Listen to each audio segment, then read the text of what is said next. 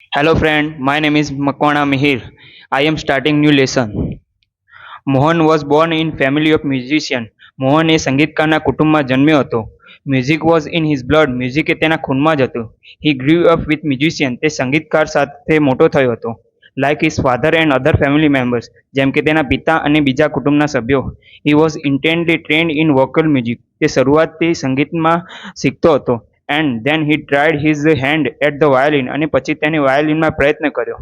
When he was about 10, જ્યારે તે 10 વર્ષનો હતો, હી સ્ટાર્ટેડ લાઇકિંગ સિતાર. તેને સિતાર ગમવા લાગ્યો. He was also trained in it. તે તેમાં પણ શીખવા લાગ્યો. And play it for about 3 years. અને આશરે 3 વર્ષ સુધી વગાડ્યું. A German lady came to stay with Mohan's family to learn music from his father. એક જર્મન બાઈ મોહનના પિતા પાસેથી સંગીત શીખવા માટે મોહનના કુટુંબમાં રોકાઈ. It was then that the guitar entered his life. તે એ સમય હતો જ્યારે મોહનના જીવનમાં ગિટારની એન્ટ્રી થઈ. He began his experiment with the beautiful instrument. તેને તે સુંદર વાદ્ય સાથે ઘણા પ્રયોગો કર્યા. None other instrument now in my life. હવે પછી મારી જિંદગીમાં સંગીતનું કોઈ પણ સાધન આવશે નહીં. I want to play the guitar only. મારે ખાલી ગિટાર જ વગાડવું છે. Said Mohan to himself. મોહને પોતાની જાતને કહ્યું. Guitar took all his time. ગિટારે તેનો પૂર્ણ સમય લીધો. Guitar the whole day guitar. Guitar આખો દિવસ guitar. Our is family were sitar, vocal and classical violins are practice. અમારું એવું કુટુંબ છે કે જ્યાં સિતાર, ગાયન અને ક્લાસિકલ વાયોલિનનો અભ્યાસ થાય છે. The guitar does not have the effect which our instrument do. ગિટારનો એવો પ્રભાવ નથી જે અમારા વાદ્યનો છે.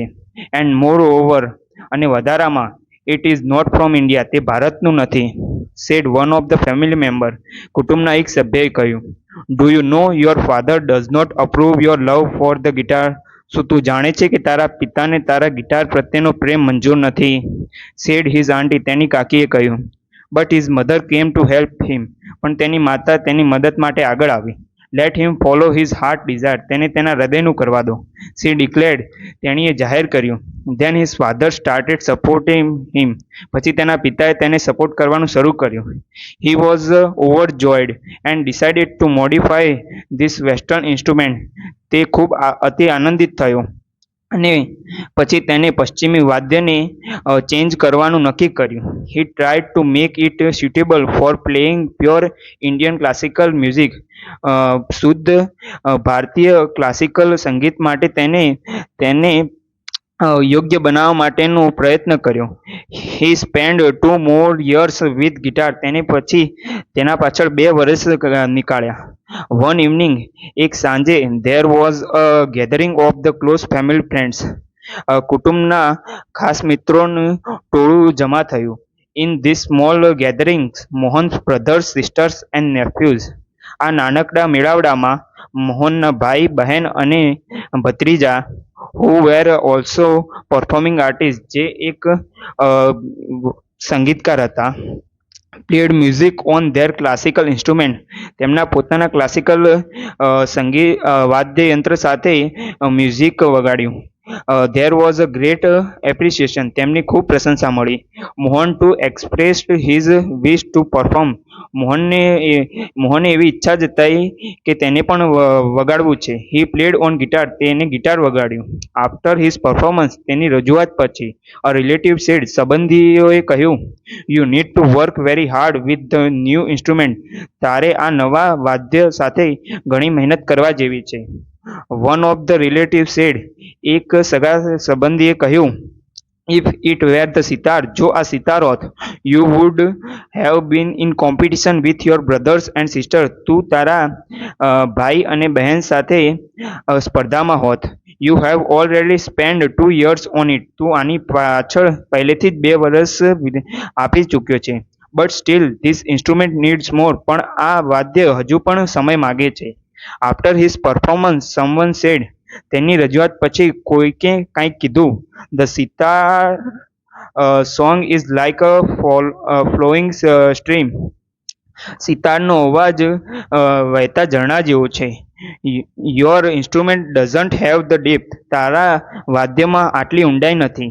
Yet another said. હજુ બીજા બોલ્યા. Your brother plays the violin. તારો ભાઈ વાયોલિન વગાડે છે. His સુર and તાલ are so beautiful. તેનો સુર અને તાલ ખૂબ જ સુંદર છે. But what you're you doing with this instrument? તું આ વાદ્ય સાથે શું કરે છે? Mohan was depress and cried for the whole night. Mohan હતાશ થયો અને આખી રાત રડતો રહ્યો. He had already given 2 years of his life to this instrument.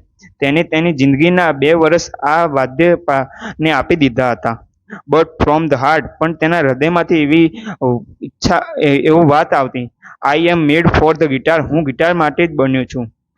There is no instrument for me but the guitar. મારા માટે કોઈ વાદ્ય નથી પણ ગિટાર જ છે. હી થોટ, તેને વિચાર્યું, the instrument will become my face to the world. આ વાદ્ય દુનિયા માટે મારી ખ્યાતિ બનશે. આઈ એમ શ્યોર, હું નિશ્ચિત છું. I am going to make it big. હું આની ખ્યાતિને ખૂબ વધારીશ અને ખૂબ વધારીશ. He was determined. તે નિશ્ચય કર્યો. This experience took place when Mohan was only 16 years of age. આ પ્રસંગ ત્યારે બન્યો જ્યારે મોહન 16 વર્ષનો હતો. It was the turning point of his life. તે તેની જિંદગીનો છેલ્લો વળાંક હતો. Mohan doubled his riyaz and practice for about 10 hours a day. મોહને તેના અભ્યાસનો સમય બમણો કરી દીધો અને આખા દિવસમાં 10 કલાક મહેનત કરતો. He also studies other aspect of the guitar. તે ગિટારના બીજા પહેલુઓ ઉપર પણ અભ્યાસ કરતો. He decided to incorporate the speciality, techniques and sound of every instrument into the guitar. તેને દરેક સાધનના વિશેષતા, ટેકનિક અને અવાજને ગિટારમાં ભેગા કરવાનો નિશ્ચય કર્યો. He wanted to invent something which gave the sound and tune of the western guitar. તેને એવું કંઈક બનાવવાનો નિશ્ચય કર્યો કે જેનો સાઉન્ડ અને ટ્યુન વેસ્ટર્ન ગિટાર જેવો જ હોય, પણ તે but could be played like an Indian veena. પણ તે ઇન્ડિયન વીણાની જેમ પણ વગાડી શકાય. Not only the sound that my instrument produce is important. ખાલી મારા વાદ્યનું અવાજ જ જે ઉત્સર્જિત થાય છે તે મહત્વનો નથી. But it must also express my vision. પરંતુ તે મારી દ્રષ્ટિ પણ બતાવતું હોવું જોઈએ. What I want to say thought the instrument. હું તે વાદ્ય વડે જે કહેવા માગું છું તે પણ જાહેર થતો હોવું જોઈએ.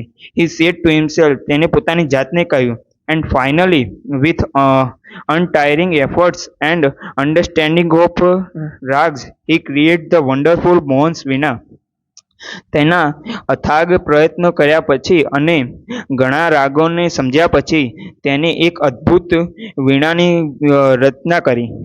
Today the world know Mohan as Pandit Vishwa Mohan Bhatt, winner of Grammy award. આજે આખું વિશ્વ મોહનને પંડિત વિશ્વ મોહન ભટ્ટના નામે જાણે છે, જે જર્મની અવોર્ડના વિજેતા છે. I just follow my heart passion and here I am, said Mohan at the award ceremony in 1993. હું મારા હૃદયના જુસ્સાને અનુસરીને આજે હું અહીંયા છું, said Mohan at the award ceremony in 1993.